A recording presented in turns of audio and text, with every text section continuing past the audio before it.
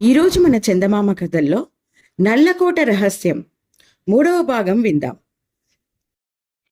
కథ వినే ముందు నాదొక చిన్న రిక్వెస్ట్. మీరు గనక మా ఛానల్ని మొదటిసారి చూస్తున్నట్లయితే ప్లీజ్ తప్పకుండా సబ్స్క్రైబ్ చేయండి. ఇక కథలోకి వద్దాం. అంతఃపుర మందిరంలోకి చేరుకున్నారు మిత్రులిద్దరు. రాకుమారి జన్మదినోత్సవ సందర్భంగా వివిధ దేశాల నుండి వచ్చిన నర్తకీమణుల మధ్య ఆరంభమైంది పోటీ. న్యాయ నిర్ణేతలుగా నృత్య శాస్త్ర కోవిదులు కొందరు పిలిపించబడ్డారు. నర్తకి అపురూప వంతు వచ్చేసరికి అర్ధరాత్రి వేళ అయ్యింది. పోటీలు మరునాటికి వాయిదా వేసి అందరూ లేచారు. ఉస్సురని నిట్టూర్చాడు గంగన్న. వ్యవహారం ఏదో తేలిపోయి తెల్లవారుజామునైనా శ్రీశర్మను వెతుక్కుంటూ పోవచ్చునని అనుకున్నారు తామిద్దరు. అలాంటిది మరుసటి రోజుకు వాయిదా పడింది నృత్య ప్రదర్శన. అలకనందాదేవికి సురక్షితంగా చేరేందుకు కారకురాలు నర్తకి అపురూప. ఆమెను వదిలిపోవడం ఎలా?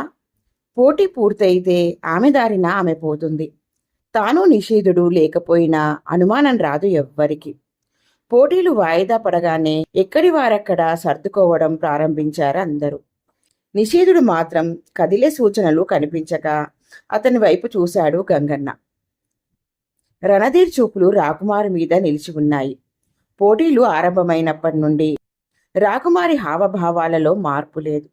శిలావిగ్రహం మాదిరి ఎలాంటి స్పందన లేకుండా కూర్చుని ఉంది. రాకుమారి ముభావానికి కారణం ఏమిటి? తరచుగా ఆమెనే గమనిస్తున్నట్లు కూర్చుని ఉన్నాడు రాజు. రాకుమారి అనారోగ్యంగా ఉందా? దేశ పరిస్థితి బాగాలేదు. ఎక్కడ చూసినా విప్లవకారులు. అలాంటి స్థితిలో అనారోగ్యంగా ఉన్న రాకుమారి జన్మదినోత్సవ వేడుకలని చేయవలసిన అవసరం ఏముంది? ఇలాంటి ఆలోచనలతో సతమతమవుతున్నాడు నిషేధుడు. ధీరా, ఏమిటి ఆలోచన? అందరూ వెళ్ళిపోయారు. నువ్విలా కూర్చున్నావు అంటే అనుమానం వస్తుంది. వంగి నిషేధుడి మెడలోని జారిన హారాన్ని సరిచేస్తున్న వంకతో అన్నాడు గంగన్న. ఆలోచనలో నుండి తేరుకున్నాడు నిషేధుడు.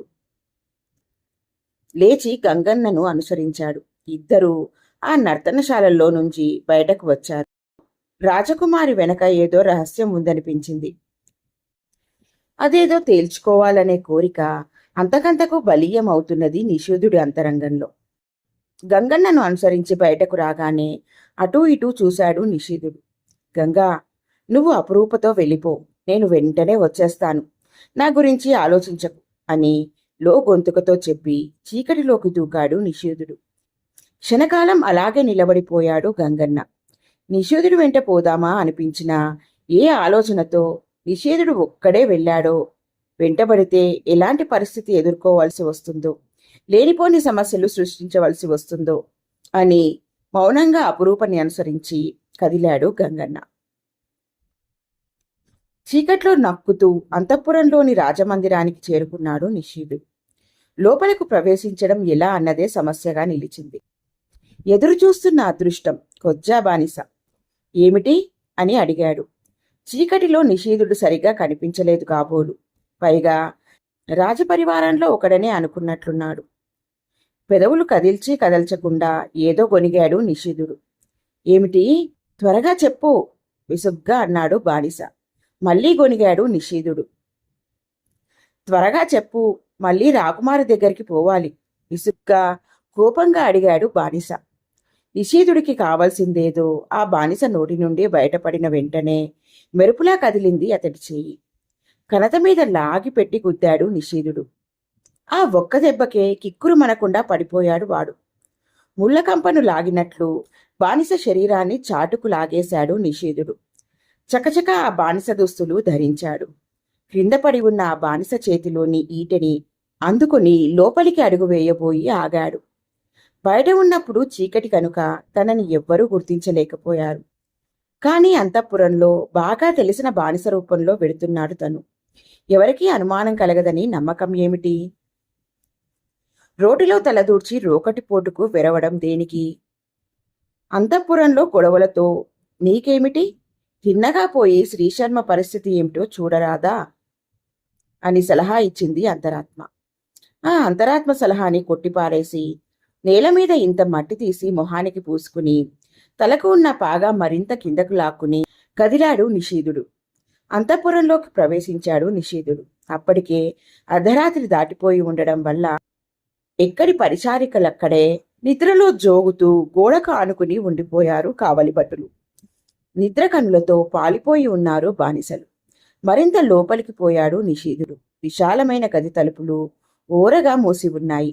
గది తలుపులకున్న నగిషీలు ద్వారం ముందు గోడకు ఆనుకుని నిలబడి గుర్రు కొడుతున్న బానిసలను చూసి అదే రాకుమారి గది అని గ్రహించాడు నిషీధుడు. నెమ్మదిగా తలుపు నెట్టాడు. లోపలికి అడుగు వేశాడు నిషీధుడు. కాలితో నెట్టి తలుపులు మూశాడు. గాజుబుడ్లలో అమర్చిన నూనె దీపాల కాంతిలో ప్రతి వస్తువు చక్కగా కనిపిస్తున్నది. అపురూపమైన హంసతూలిక తల్పం. ఆ తల్పం మీద ముడుచుకొని పడి ఉన్నదో సుందరి. ఆమె రాకుమారి. నేల మీద పడి గాఢ నిద్రలో మునిగి ఉన్నారు పరిచారికలు. దుస్తుల చాటు నుండి ఏదో చిన్న ఉండలాంటిది తీశాడు నిషీధుడు. చేతుల మధ్య దానిని నలిపి ఒక్కొక్కరికి వాసన చూపించాడు. ఒక్కొక్కరు చిన్నగా తుమ్మి తలలు వాల్చేశారు. నెమ్మదిగా అడుగు ముందుకు వేశాడు నిషీధుడు. తల్పం మీద నిద్రలో ఉన్నది ఆ సుందరి. తల్పం సమీపించి మౌనంగా ఉండిపోయాడు నిషీధుడు. ఏమని అడుగుతాడు ఆ సుందరిని? ఏమని ప్రశ్నిస్తాడు? నిద్రలేపి ఏమని అడగాలి? సందిగ్ధంలో పడినట్లుగా నిలబడ్డాడు నిషీధుడు. కనులు తెరిచి లేచి కూర్చుంది రాజకుమారి. నిషీధుణ్ణి చూసి చిన్నగా నవ్వింది. వెళ్ళి ఆ తలుపులు గడియబెట్టిరా అంది చిన్నగా. చటుక్కున కదిలాడు నిషీధుడు. ఒక్క అంగలో వెళ్ళి తలుపులు మూసి వచ్చాడు. ఈలోగా తల్పం దిగి వెళ్ళి గవాక్షాల తలుపులు మూసి వచ్చింది రాజకుమారి. చెప్పు, ఎవరు నువ్వు? నా వైపు ఎందుకలా చూశావు? అడిగింది తీక్షణంగా. బానిసను. మీరు ఎవరనుకుని మాట్లాడుతున్నారో? ఎందుకు వచ్చావు నా మందిరంలోకి? ఏదైనా ఖరీదైనవి దొరుకుతాయేమో తీసుకుపోదామని, దొంగతనం చేద్దామని వచ్చాను. నవ్వింది రాకుమారి. కాదు, నువ్వు దొంగవు కాదు. ఆ సంగతి నాకు తెలుసు. నర్తకితో వచ్చిన వాద్యగాడి లక్షణాలు నీలో లేవు. నిజం చెప్పు అంది అతన్ని పరీక్షగా చూస్తూ. క్షమించండి, నేను దొంగను. భటులను పిలిపించి నన్ను శిక్షించండి అన్నాడు నిషీధుడు. శిక్షిస్తాను, శిక్షించకుండా ఎలా ఉంటాను అంటూ అతన్ని సమీపించి శివాలును కౌగిలించుకుంది రాకుమారి. కంగారుగా ఏదో అనబోయాడు నిషీధుడు. అతని పెదాలకు ఆమె ఆభరణాలు తాపడమైపోయాయి. ఆమె చేతులు తృష్ణ సర్పాల్లా అతని మెడకు చుట్టుకుపోయాయి. ఆ కౌగిలిలో నుండి తప్పించుకునే ప్రయత్నం చేశాడు నిషీధుడు. నెరవేరలేదు అతని ప్రయత్నం. నిన్ను వదిలే ప్రసక్తే లేదు నిషీదా అందామె గుసగుసగా. ఉలిక్కిపడ్డాడు నిషీధుడు. తన గురించి పూర్తిగా తెలిసిపోయింది ఈమెకు. ఇదండి ఈరోజు కథ.